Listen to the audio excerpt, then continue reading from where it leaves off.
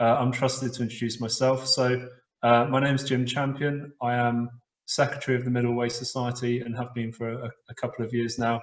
I've been involved for one more year than however long I've been doing that. In terms of why am I talking about science? Well, I'm a physics teacher basically, and have been for a long time. The other thing, I suppose, more why am I speaking to you? Oh, sorry. Good point, Barry. Yeah, for some reason when I did that, it stopped my video. There we are. Right. So you should be able to see me again if you've chosen that option. Right. The reason I'm talking to you at 3 o'clock on a Saturday afternoon is that there's currently a pandemic, and I work in a boarding school, and normally at 3 o'clock on a Saturday afternoon, I would be supervising tennis of some kind at this time of year. Yes, there are no borders because there's no school. So we're doing everything virtually. As you can see, possibly behind me, I am sat in my classroom where I would normally have been teaching children all this week, but I've been doing it remotely over the internet. So it hasn't really got any less weird. So this feels similarly strange to be talking to you all like this. If you have questions, you can put them in the chat. I've found with the previous sessions, the talks are all very good, but usually the questions are the best bit. I don't know if the feeling's flipped around for me now because the glove's on the other foot, so to speak. Right, okay, so this talk is based on my experience, which obviously is from a very particular perspective, and it's based on my engagement with the middle way philosophy, mainly through Robert's books and talks and speaking to him in person, but also drawing together things that maybe I hadn't appreciated before were part of a more universal middle way in science. In fact, what I'll do is I'll put the first slide up because I can, there. Quite often when people talk about science, they may be actually talking about one of these three different areas. The one on the left, technology, I'm not so familiar with that. I mean, as I've already said, I'm trained as a physics teacher, so it's not like I've worked in science research or industry. So I mean, I know about it secondhand, but not first-hand experience. The body of knowledge part, the bit in the middle, yes, okay, I've certainly with regards to physics, that's my area of expertise. I did a degree in physics. I did a PhD in theoretical physics after that. I spent a little bit of time on a studentship at CERN, the particle physics place in Switzerland. And most of that involved sort of building my own version of the body of knowledge of physics. The one on the right, and I suppose as a science teacher, obviously in school, the body of knowledge bit is the bit that's emphasised most. The one on the right, inquiry, I've had a little bit of dealings with that in terms of doing my PhD and seeing what went on at CERN when I was there. But certainly the process, again, it's secondhand. I know people who do this for a living, but it's not something that I have been involved with that much myself. So that's the kind of limited perspective I'm coming at this from. Okay, one of the ways of thinking about what science does is science is one of the ways that we have developed to settle opinion when there's doubt about something in the world. Peirce, and I forget exactly who he is, but I'm sure you can Google and find out if you want to know more. Peirce had listed or described that there were four ways, or four main ways of settling opinion when there's doubt, with science being one of them. And I've tried to summarize in just a few words what each one might be. So tenacity would just be sticking to whatever your original belief was, no matter what. Authority would be as someone or something that has a greater authority imposes a solution upon you. I mean, for example, when parents do this all the time, but it can be done, and it can be very brutal if it's done at a much higher level. And sorry, I'm just admitting a few more people to the meeting. There, right, okay. The third one, the a priori, is what's agreeable if somehow we come to some kind of consensus about what's going on. And science is listed as a fourth one that doesn't really have much overlap with the other four, because it's a kind of inquiry. It's a finding out. where the process itself is seen as fallible. The other three that are listed there don't really have that. They're kind of they have a position and they stick to it. So that's a quote from one of Robert's videos, introductory videos about the middle way philosophy and his perspective on the middle way. And it's the best quote I can find, to be honest, to illustrate the point at this point in the talk. He's not saying that our confidence in science is absolutely justified, but it's justified to a great extent. It's justified in a way that makes us feel confident in using it and the outcomes of it, because of this refusal to claim that it's infallible. That doesn't mean that in practice it doesn't get treated as if it's fallible, but sorry, it doesn't get treated. Sometimes scientists or people using science will treat it as if it's infallible, but it's not supposed to claim. The door is supposed to be left ajar, which is something Richard Feynman said. He's a physicist who I've encountered, and he's a physicist who died in 1986, who is a Nobel Prize winner. He's sometimes quoted as the physicist's physicist because he's not that well known. He's not like Einstein and E equals mc squared.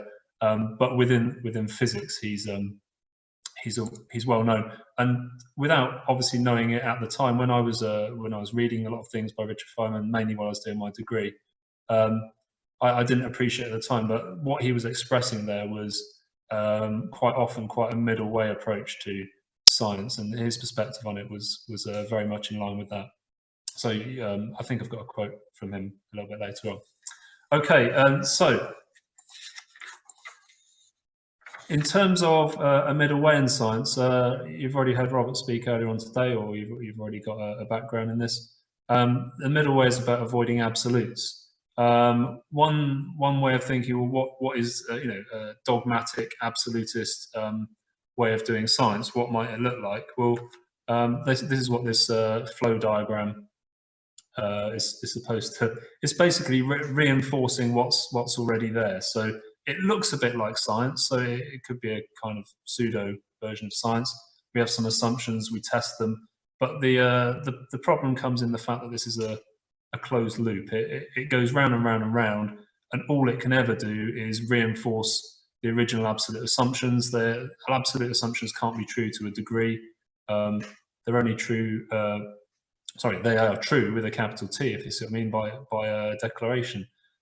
So you can only now, in terms of a serious serious scientific example of this, in the Soviet Union, for example, there were a lot of scientists. The Soviet Union prided itself on its it's a fantastic scientific research program that was done in a sort of a Soviet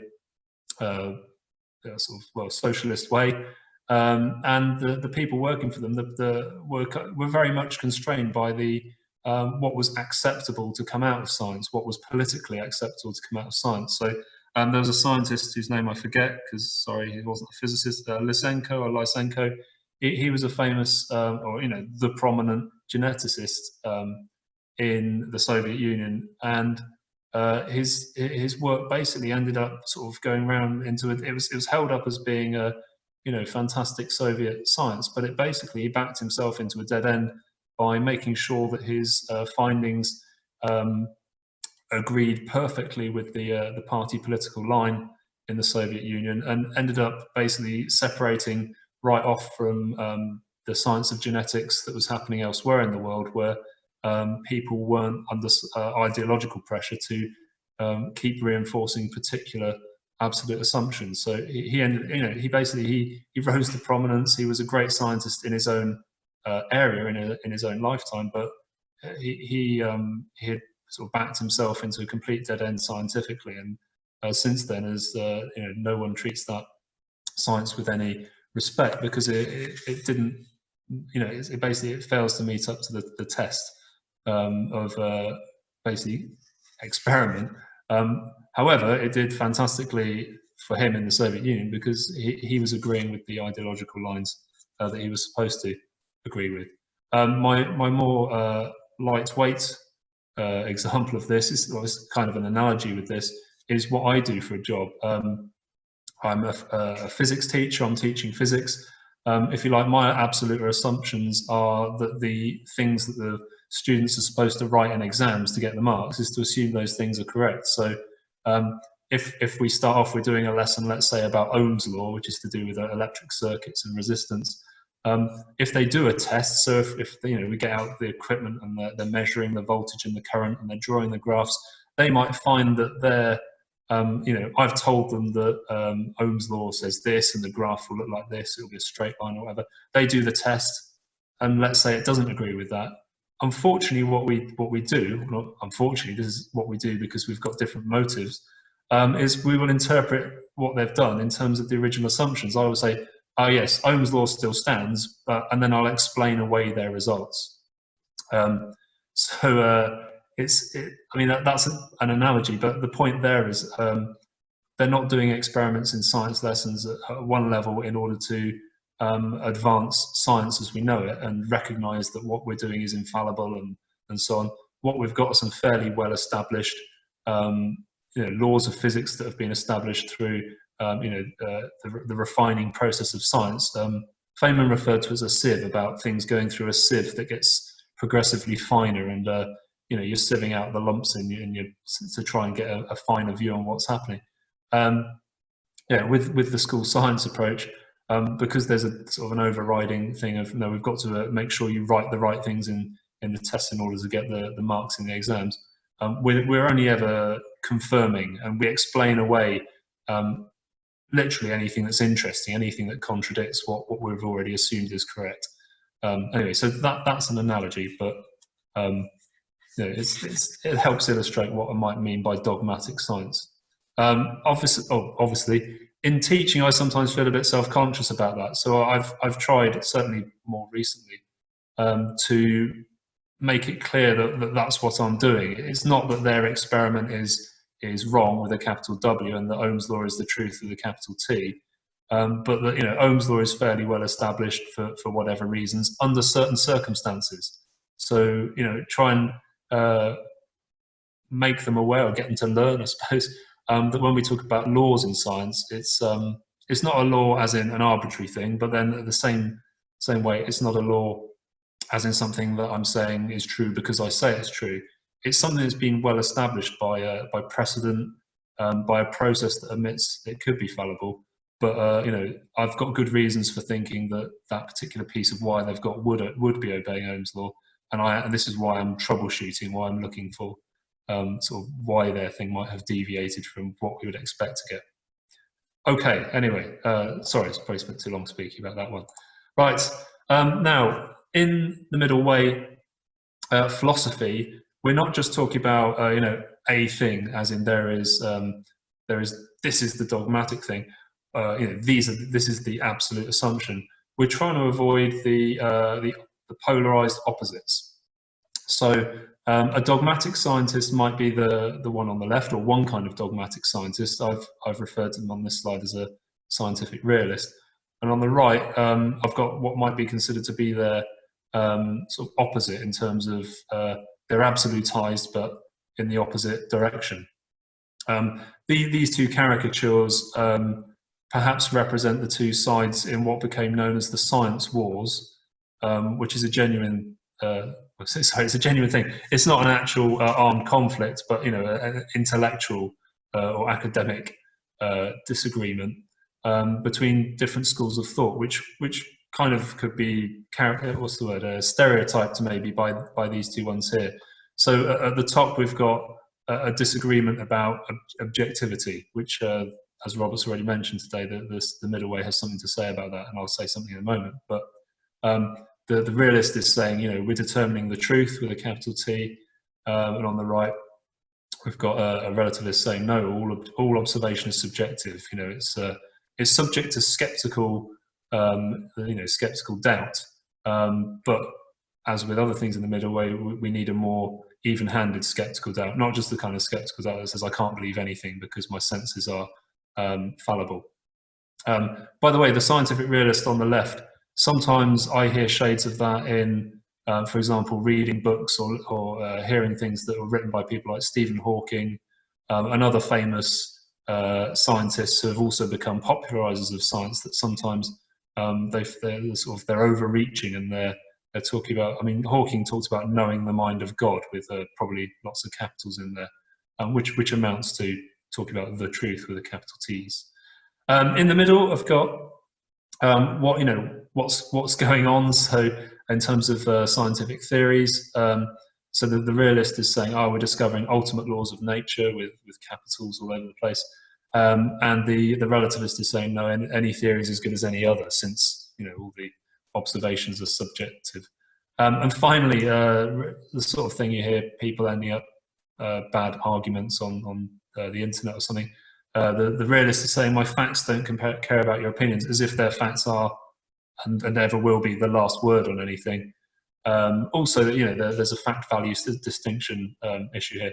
On the other side, you've got the relativist saying, oh, your facts, I probably should have said, are entirely socially constructed. So these two caricatures, like I say, are supposed to represent the two absolutized poles that you can get in science. And it's not just an abstract idea. Like I've said, this was sort of embodied in the science wars between scientific realists and relativists a few decades ago, when that was kicking off. Now, what we're looking for is a middle way. So down the middle here, I'm hoping that we can insert a middle way. So sorry, I had to, because it would get too cluttered, I've had to do this on another slide. So that's the idea. I've got the scientific realist on the left and the relativist on the right. And their first comment, if I just flip back, was about observation and truth, and whether or not it's the truth or whether it's subjective. What we can say in terms of a middle way is that theories can be justified to some degree by observation. We don't have to go so far as saying they're completely unjustified like the relativist. We don't have to say, no, they are justified and they are the truth with a capital T. We can say they're justified to a degree. There's room for skeptical doubt there. The middle one is about theories. So in the middle, we've got the idea that theories are provisional. They are our best ideas so far. That's certainly something that in teaching physics I've tried to mention more often now, because we sometimes talk about this body of knowledge as if it is the last word, and I mean, sometimes it is. It is very, very firmly well established and useful, and it doesn't have any contradictions or whatever. But that's quite rare. However, to keep in mind that the door is open to new situations. Things will change. New things will come to light, and so our theories need to be provisional, or at least we need to hold them provisionally, so that we're able to update them, question them, reinvestigate them in the light of anything new that comes up. And that new thing could be something that comes up in our observations or in our way of understanding. It could be in terms of it could be historical. We could look back at some data and find that there was some kind of a coding error that's led to all sorts of wrong conclusions from data. I mean, that's happened often enough. So we could have to reconsider ideas from a historical perspective as well. And the third thing, which relates to the facts and the fact/opinion divide, is this idea of we can have a degree of scientific objectivity, as I've mentioned earlier, but you've got to understand that, that science is not some abstract thing. It is a process that humans are doing, and there'll be a culture, or there'll be several probably different cultures, scientific method. I've already mentioned a sort of one that got separated off in the Soviet Union, but the idea being that science isn't some, it's not been handed down from some supernatural being to us as being, the way of finding out the truth with a capital T.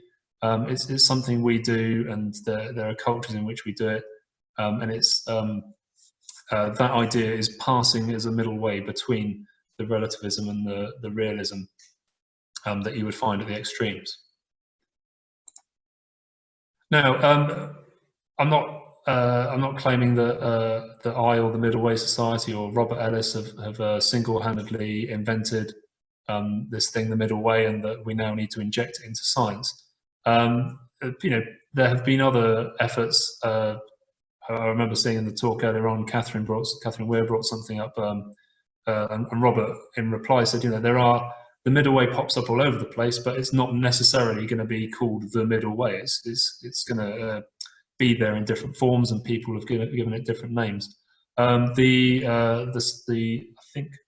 well, social scientists or philosophers of science or whatever, called Lakatos, and separately Thomas Kuhn, came up with a way of describing how science operates as a process done by people, as opposed to some, you know, abstract process. In terms of this model here, I've titled it with a question: to what extent is science self-improving? The idea is that it's supposed to be a more open feedback loop, not that closed feedback loop that I showed you a few slides ago. Not the closed feedback loop where you can only interpret things in terms of a particular absolute assumption, and then you just keep going around that closed loop, self-reinforcing loop. This is one where the door is left ajar. Your main interest actually is the failure of the theory. I mean, this plays in with the problem of induction and so on, but the point is that your specific theory, if it keeps being tested and it doesn't fail, then people either lose interest in it, or it just gets absorbed. It ends up in science textbooks, and it becomes, you know, a bedrock of science education, for example. It's when the theories fail, and obviously, you know, some investigation may be done into, was that some, you know, have we made the correct interpretation there? But it might require modification of the specific theory, and the more specific the theory, the more helpful, probably, because you know, it's easier to see if it's failed if it's more specific, and if you're not being vague with your theories. So, and we've got this feedback loop. The thing that Lakatos and Kuhn said about this was that it all happened within the paradigm. I haven't quite illustrated like that. I've drawn the paradigm as a kind of block above it. So this is all happening under the paradigm, I suppose, is the phrase I want to use. But the idea is the paradigm is sort of like the prevailing way of thinking at the time. You've undoubtedly heard of the term of a paradigm shift. This is something that came out of their work. The idea that if a particular paradigm stops being fruitful in terms of this loop of investigation, it may in the end break down, and you know, radically new ideas might have to be accepted. And you know, radically new ways of talking about things. And when I gave a version of this talk before as a middle way society webinar, you know, I'm not sure to what extent you know, how well I understand this as a physics teacher, but yeah, I think it was a bit clearer that the paradigm here might well be, at the moment, we might be talking about scientific naturalism, which doesn't necessarily mean the same thing as scientific realism, but it can be. Certainly when I'm talking to other physicists that I know, the way they talk about science quite often doesn't show as much sort of self-awareness of how embedded they are in a particular paradigm. I'm not saying that I'm somehow floating above it, but one of the things that looking into the middle way philosophy has helped with is to just appreciate a bit better the fact that we're looking at things from a particular perspective. This model that you can see on this slide here, the reason it's a compromise, I suppose, not a compromise, the reason it's between the scientific realists and the scientific relativists is the fact that they are saying that the theory is self-correcting and then self-improving, I suppose, is the thing, in that if the theories get modified to better explain the evidence, then they've become more adequate to the conditions at hand. But it still gives a nod to the relativist side, the socially constructed side, because this is all happening within a paradigm which is to do with the people, the culture, the politics, and the whole bigger picture. The fact that science isn't an abstract thing, it is a sort of an embodied human process with all the complication that comes with it.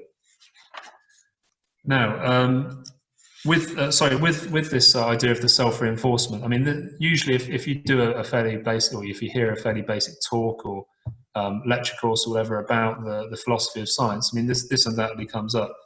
The idea of this self-improving cycle it's often taught as if this is what scientists do, right? Today I'm going to come up with a specific theory, and tomorrow I'm going to test it. It's messy in this, but this is the general idea. There are three consequences that Feynman says come out of this idea. Is that in science you have to be rigorous. You have to basically take care over what you're doing. So science is, there are checks and balances, which will have their limitations, but the idea is that care has to be taken, and that's going to involve a collaborative effort. Also, to actually recognise your limited objectivity, the fact that you are coming from a particular direction, and also the one I've already mentioned about your theories that you're testing. If you make them too vague, then you're not going to ever really find any failures of your theory, and so you're not really going to make any progress in investigating it more deeply. So one of the things is for science to be very specific.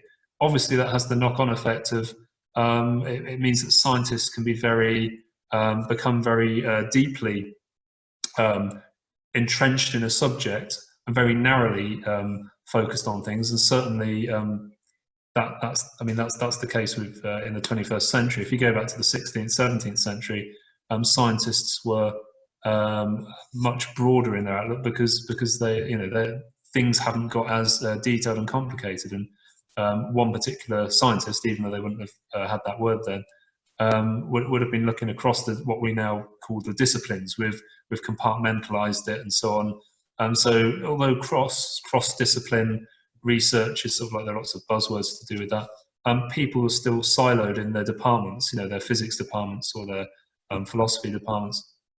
And it can mean that people don't see the bigger picture. So having very specific theories and having very detailed knowledge is one aspect of modern science, but perhaps a downside of it is that people aren't able to do that as well as have the bigger picture in the same way that maybe you could, or maybe it was more accessible a few hundred years ago.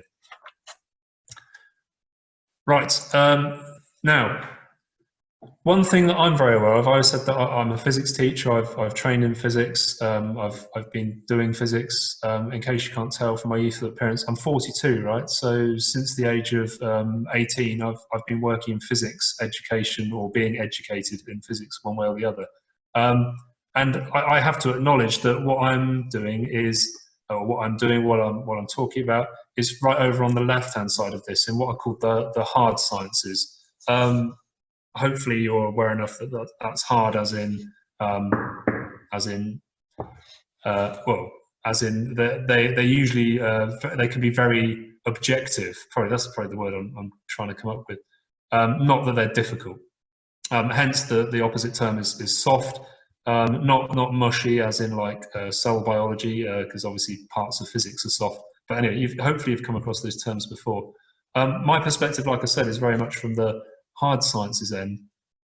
If you have a look at modern scientific controversy, I'm just going to try. Sorry, sharing a different screen. Let's see if this works first time. It's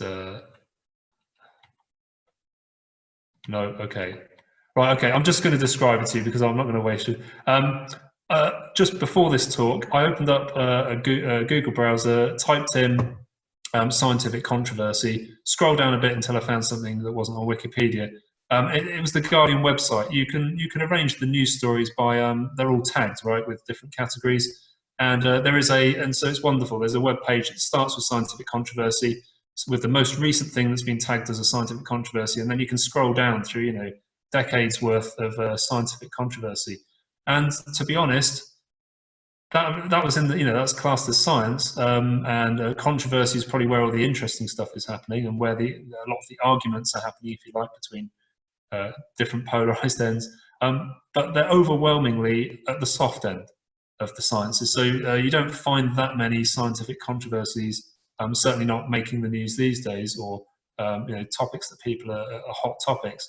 They're not usually in physics, biochemistry, chemistry, genetics. They're old sciences, so they've been around for a long time. They've had a chance to establish themselves, but also they've got this idea of it is easier to be objective, or more objective in those sciences. The controversies you'll find are over here in the newer, perhaps more observational social sciences, I suppose, as well. Most of these are.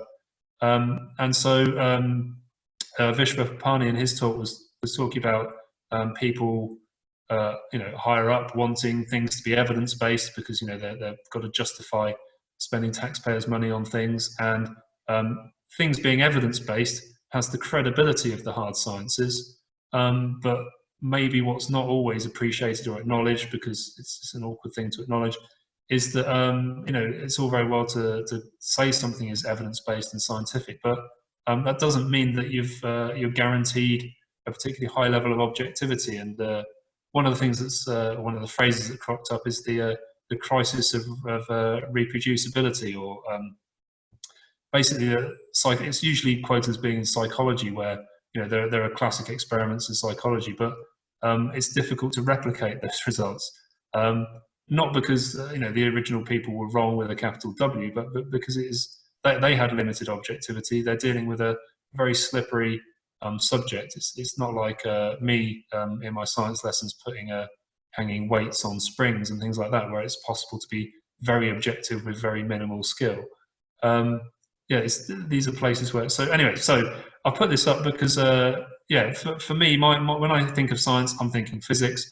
But to be honest, most of the controversy, which probably is where the interest is, happens in other areas of science where objectivity isn't as readily available, and people's interpretations of their results are, they're subject to a lot more uncertainty and doubt than they are in the hard sciences. But still, we're probably hoping in an evidence-based world that people are going to avoid things like authority or common agreement in order to settle things. But we shouldn't forget that there are other ways. So I'll flip back to those. Okay. Those things. We shouldn't forget that there are other ways, historically and, just in terms of capability, there are other ways of settling opinion when there's doubt. And it would be a pretty strange world if we somehow insisted that science was the one and only way of ever settling an opinion on anything at all when there's doubt. So, oh my word, it's complicated. Right. Coming towards the end of what I want to say, I was aiming for about 40 minutes, so I think I'm on track, is that there is some kind of relationship. Now, again, I've drawn this diagram in a horrendous, left hemisphere way here, where I've compartmentalized science and made it into a thing and put it in a box, and then on the right I've got the middle way, made that into a thing, put that in a box. I suppose I've got some process in between, but the point being that things flow both ways, and in the same way that, there's not I can't go and open a box and there inside is science. Similarly, it's not like there's a cupboard in Robert's house that I open and the middle way is there inside it. But these two things, if we want to to block them together in this way, should feed into each other. We've got science being a source of inspiration and information for the middle way. So, people have been talking about the philosophy of science, the recognition that science operates, if you like, best when it's not claiming infallibility. That was around well before, let's say, Robert was, writing books about middle way philosophy and considering what a middle way philosophy might involve. So, looking at science for an example of objectivity and how it can be an incremental thing, and how you still need to be provisional. And science is reasonably well understood in that respect by the general public, reasonably well understood, if only through popularization on TV, or maybe what people pick up in school, depending on the quality of their science education in school. The fact that people understand that they can fairly easily or fairly readily understand in science, the ideas have to change when they're no longer adequate to explain the evidence that's out there. So in that sense, it serves as a good analogy or model or illustrative point for generalizing the middle way beyond just science. It's not about making everything scientific, but it's about recognizing that aspect of science that makes it more adequate to explain addressing conditions is the term we use, and it possibly makes it more appropriate in a lot of circumstances than those other three methods of resolving doubt when we've got uncertainty. In terms of information, we're going to have the divided brain screening later on. If any of you are doing that, you should have received an email from me about how that's going to happen now that we're doing it virtually. And hopefully, if the science technology works, Ian McGilchrist will be able to join us from his home in the Isle of Skye to have a question and answer session. Anyway, the point I was making there is Ian's work on the neuroscience of brain lateralization and other things that are in the more sort of cutting edge area of science than the physics that I'm familiar with. Those kind of things can also bring new perspectives on how we look at things through a middle way perspective. Anyway, I'll leave that till later for that. In the opposite direction, the middle way is it's there, and if we're practitioners of the middle way, if we're working in science or if we're using science, the evidence-based thing in our living, or even in our own personal judgments, the idea is hopefully that we can remind science, if it needs it, that it should be provisional, and you should look out for scientific dogmatism and be aware of it, and try and find ways without polarizing the situation that make people appreciate that what you're saying might be not true for now, but what you're saying might be the most adequate explanation we've got now, and it might be very well justified.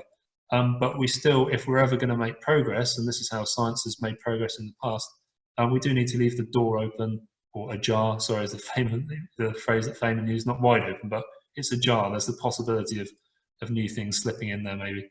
And also to think about objectivity in an incremental way. So it's not just that you either are objective or you are not, but to see objectivity as something that is, it could be more or less justified.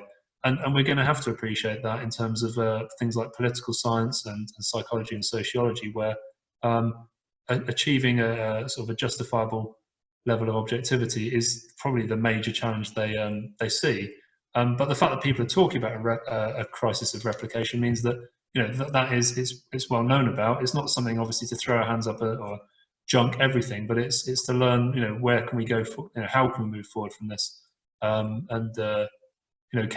we make the self-improvement cycle a little bit slicker, or a little bit better at self-correcting, and to perhaps be less enthralled to the authority of experts, if you see what I mean. Okay, the last part is this. In one of Robert's, this is one of Robert's blog posts on the Middle Way Society website about the third phase. What he was talking about was thinking about a model of how we've engaged with things, projections, and how we've treated them as if they are concrete things, absolutized them, if you like. So certainly going back, I mean, the stereotypical thing is, if you think sort of medieval times, that maybe supernaturalism is, we had projections of our fears or whatever. I think that particular image that you can see on the screen is supposed to represent the devil, but it's an example of a supernatural thing. But what we're doing there is we're not seeing that it's a projection. That doesn't mean that it's not true in some sense, but we need to be more critical of it. But supernaturalism wouldn't do that. It would just see the things that we're projecting out there as being things that are out there, like ghosts or demons or whatever it might be. Later on, scientific naturalism kind of sort of has superseded that in some sense. The idea of naturalism is, that things, there is a real world out there, and part of that real world is our brain, and our brain and mind together might make projections. But we'll still take exception for things out there in the natural world. You'll often think of, or people often talk about the hard sciences that you know, we're finding out things about the universe. You know, we're here, and then we're sort of sending our probes out. You know, in terms of the scientific research or discoveries that are made, and we talk about now. I'm not saying that okay, so the Earth as a sphere is some kind of projection. It's certainly very different to supernaturalism. But in the third phase, the idea being that we've kind of moved beyond it, not in the sense that right, we're going to you know, junk all our scientific concepts of how you know, our best understandings of how the universe works, but to appreciate that they involve projections too, and you know, and that we need to be, if we're more aware of that, we're going to be you know, able to address the conditions more more adequately if we're seeing that both naturalism and supernaturalism involve projections of things, and that if we can maintain a middle way, some things may be more justified than others. So I personally have a hard time with you know, sort of taking paranormal investigations into ghost activities. I mean, I have a real hard time swallowing that. I certainly don't have a hard time swallowing ideas, but I mean, I appreciate the difference that you know, the bias that I have, but it's, you know, it's based on a confidence in the methods we're using. But I'm appreciating those methods aren't infallible, but also being careful not to project my naturalism as saying, well, no, that's the way things are with capitals. It's I've got to be more careful. It's more subtle, and certainly thinking about in terms of teaching it. You know, the children I teach, they'll have their adolescent arguments about does God exist or not. This is one of those things where it requires a level of subtlety that I would find it certainly hard to talk about in that context. So you know, I'm finding it hard to get it across here as well. The reason there's a big space on here is there's a quote from again from the blog that Robert wrote, talking about talking about the idea of being careful about this idea of science discovering facts, but more that it's justifying some things better than others. So the things we call facts are usually extremely well justified based on the evidence that we've got. But the idea is that we're not going to demand impossible levels of proof for things, but you know, if we've got enough evidence that we think justifies a particular approach, because the middle way is supposed to be an ethical thing. It's supposed to be about making judgments, about making more adequate judgments. That's the context in which we're talking about recognizing our projections here. Okay, so final thing, just 3 key points from what I've just said that I'm most confident about stating. The first one is this thing about science not claiming to be infallible. That, from a middle way perspective, is the fact that you know, we find that its outcomes are going to be better justified if the process itself recognizes that it could be wrong. The thing that I've put on my lock screen on my computer, it says I might be wrong. I mean, it applies to science as much as any other area, but it's having the possibility of being wrong there in the background is the thing that makes it a powerful technique and a more adequate technique for describing things better and understanding things better. The idea of taking a middle way, not getting diverted off into relativism or scientific realism, it's not just about people arguing with each other on Twitter. It's about leaving the door ajar. It's about recognizing that we may not have a complete picture, but you know, have we got enough to be able to move on to wherever it's taking us, or to help us make a decision one way or another about some other aspect. And the third thing is that the you know, the middle way philosophy. Robert's already said in the introduction. I mean, a lot of people associate the middle way with the Buddha. Therefore, they might think, well, you know, middle way. That this middle way society is talking about must be some kind of, you know, some version of Buddhism, or maybe, you know, is it some kind of secular Buddhism? The idea being that actually the middle way philosophy is about making more adequate judgments by avoiding absolutes, and that there are lots of things that feed into this. And science as a process that's been evolving and changing over many hundreds of years, but it's it's a source of inspiration, and the things that are discovered, uncertainties that are made more certain through the process of science, can be something that can help us understand and make middle way philosophy itself more adequate to what it's trying to do. Thank you. Like I said, questions are welcome, but this is the thing I feel least confident about.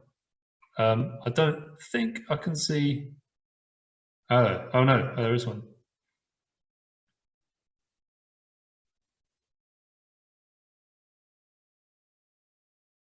Is it VJ who said that? If you want to unmute and sort of expand on what you're saying, if you want to make it a bit clearer. Hi, don't know if Hi, you can hello. hear me. Hi. Yes, I can. Yes, yeah. Thanks for that. Very interesting talk. Yeah, I was reading about Francis Bacon. Interestingly, coming up with the ideas about gathering information impartially without a bias as to what it's going to be used for, which raises other questions. But his principles seem to be that you don't rush to conclusions, you are circumspect about any facts that you think you've gathered, and that any assumptions that you leap to can be tested. And I'm not sure if he came up with the exact idea of a hypothesis and theory progress of science, but that seems to be where it goes back to his general ideas for gathering information as objectively as possible. That led on to later developments like learning everything we can from nature, being an open book, and so on. So he did seem to have this open-minded, even-handed approach, from what I can tell.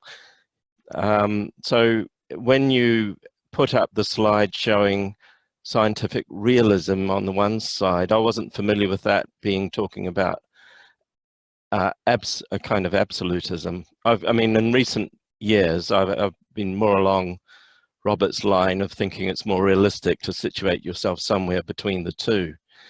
I don't know if there's any formal definition along those lines, though. No, I mean, again, these were presented as caricatures, but the idea is if we can identify what the opposing absolutes are, then that gives us something to avoid. I think that's what I've understood the sort of the middle way process to be. I don't think Bacon. I mean, science itself. I don't know if the term science wasn't used then, but when people look back and say, when did science as we know it start? It was with people like, well, as probably earliest example with people like Bacon, because they recognised, like you say, the importance of objectivity and the in that case they were what's the word, the actual legitimacy of allowing your observations of the natural world to be something that informed your knowledge gathering system. He was one of the first people who did that, right? Yes. Are you worried that I've from what I've said, I've characterised Roger Bacon as a scientific realist with a big plus on his head? No. I was just Okay. wondering if is that scientific realist a term that you've just used for convenience, or was that an actual definition? I think it's a more recent term that was used to try and illustrate what the two sides of this science wars thing was about in the social sciences, where people and it helped sort of represent what the two different views were. As someone earlier was talking about, it was in the Stephen Batchelor talk about, you've got like religious, and if secular is in the middle, then what, I suppose anti-religious might be the thing. Yeah. So you might call them a scientific anti-relativist or something. I mean, I don't know. It's a term I've come across, but like I said, I feel as an author, I feel like a very shaky authority on these grounds. I'm more used to.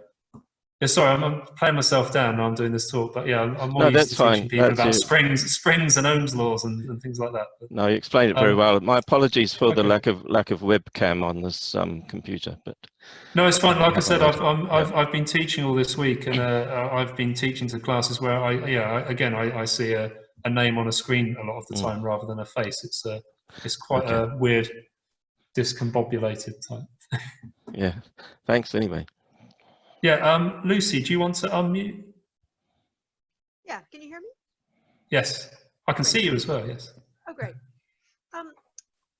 Yes, I'm sure everybody that you're talking to here would applaud the kind of nuanced, the recognition of complexity with scientific issues. But if you take something like the climate crisis, there's obviously been, or even the current COVID crisis, there's been a great deal of difficulty in conveying nuanced messages to the general public in a way that is truthful.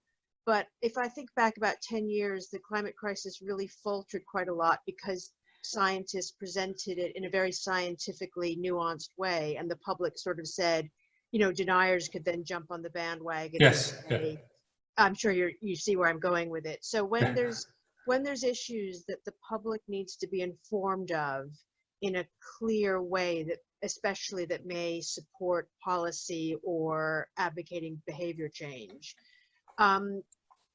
I mean, this is a huge question, and it doesn't fall into kind of classroom, like you were saying. But that's I think one of the difficulties is that to do science justice, you should convey a middle way approach.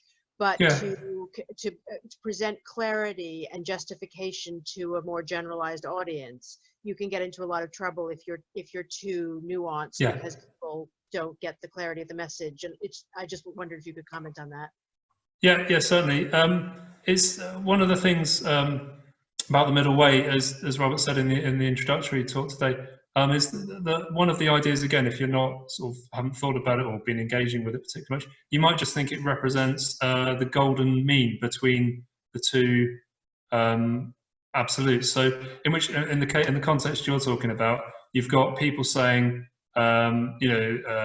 the situation is this, the planet's going to warm up, it's going to get increasingly difficult for certainly any human civilization to survive, let alone all sorts of different species.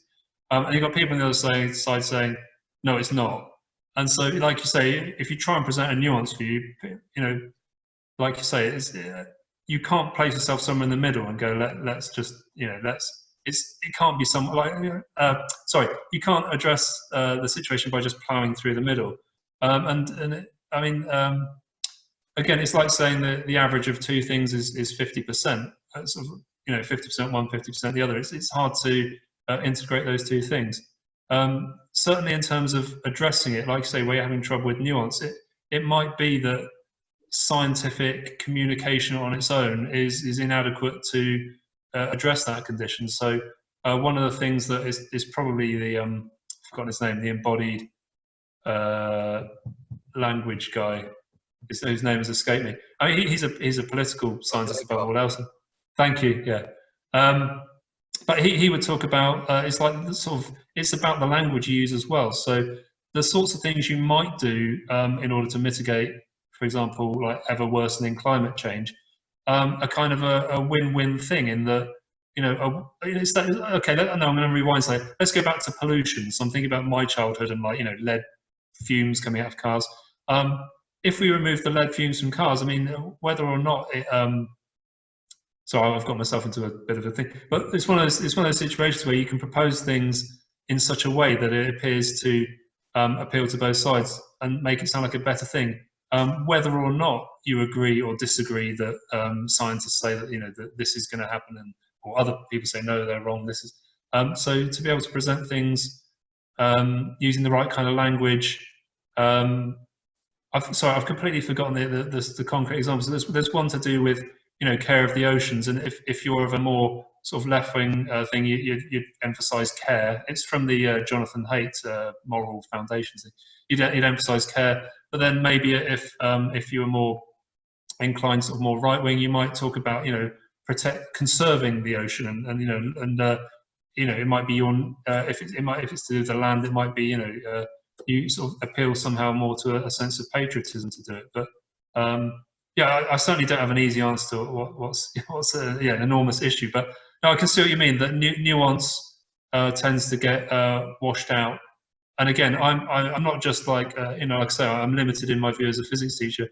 I'm someone who hasn't watched television news properly for sort of like 20 years. I mean, I've caught it by accident, but it drives me spare to watch it. But I appreciate that is most people's, the average person's sort of intake of, and where things are presented as Bob says this, Angela says that. Maybe the truth's somewhere in between them. And then, next problem. And anything that's nuanced is tricky, and it might be that you're barking up the wrong tree. And certainly, alienating people never seems to be particularly good for trying to persuade them to. Yeah. Okay. Right. Sorry, I've started waffling.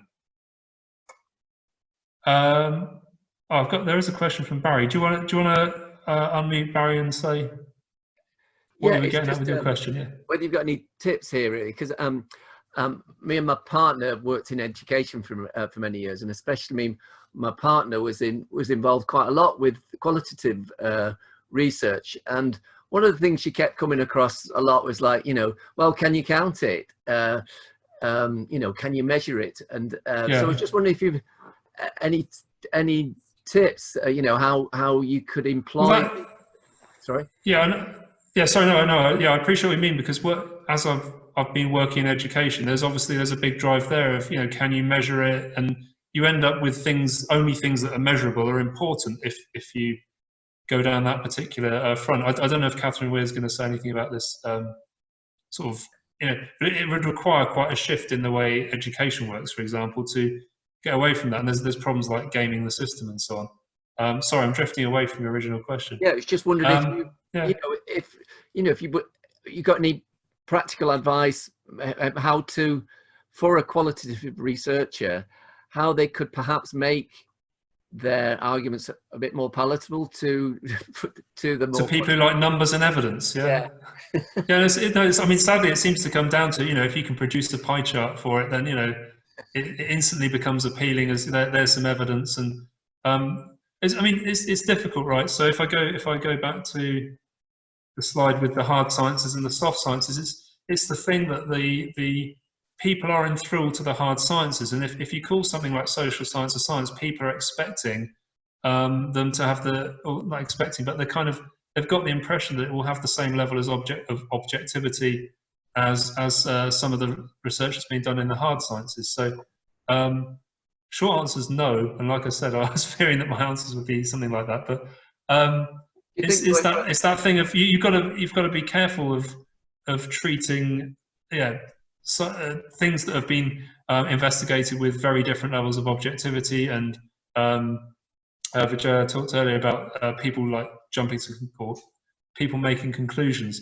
An example I can give that's from right up the hard end of the spectrum was things like when Edwin Hubble, who was the guy who did the measurements that eventually were used as the overwhelming evidence that the universe was expanding about 100 years ago. He was very careful when he reported what he'd found, and it had taken years of work with extremely big cutting edge equipment and expensive equipment. Come to that, it was time consuming, and it represented years of work. He didn't say at the end, and therefore the universe is expanding. He presented his results and he said, and I leave it to other people to interpret. And he made a very clear thing of, and you'll often find that when you look at, the typical thing is you see some news story online or wherever, and it's clickbait or whatever. You can't resist clicking on it. That sounds either too good to be true, or that's ridiculous. Or you click on it and it says researchers say this, that, the other. When you actually look at what they say, they didn't say that. They said some much more nuanced, careful thing than that. But obviously, or sadly, the news model is for clickbait things. So I've gone right off from what you originally asked. But might want to bring Catherine in here, because she makes a very interesting point that most of what happens in education is not evaluated. So where is the evidence? It's a question people ask when they don't want something to happen. Yeah. Would you like to expand on that, Catherine?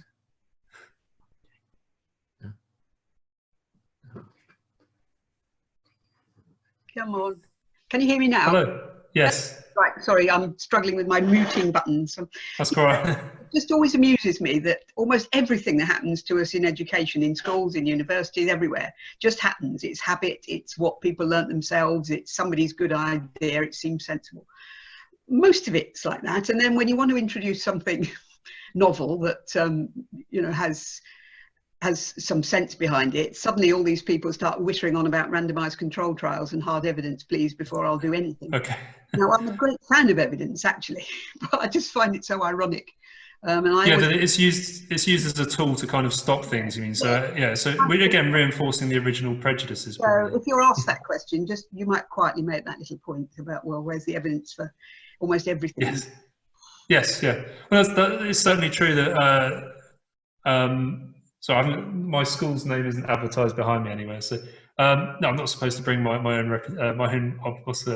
own place of work into disrepute. But it's been my experience, let's say, or other teachers' experience that yeah, you're right, that people will do things, will try new things, some will come up with an initiative, but no one actually evaluates it, because actually they're a bit worried that if they did evaluate it, they'd find that it wasn't such a great idea. And there are other things, there are political things and reputational things at stake as well. And it's one thing to like gather some evidence to see if see if this piece of wire is doing the Hooke's law thing, but it's another thing entirely when we're talking about people's lives and sort of like the human aspect on a bigger scale, things that are affecting people's I suppose happiness is the bottom, which will hopefully pop up in your talk tomorrow. Just a supplementary thought though, most when people say we haven't got room in the curriculum for this or whatever, you say, well, where's the evidence for all the stuff you're already doing in the curriculum, that it's doing the slightest bit of good, or that anyone will remember it? Oh, it makes a difference. Yeah, that's true. Yeah. It's not just innovation. It's well, why are we doing almost all of it? And there's no ruddy yeah, evidence. or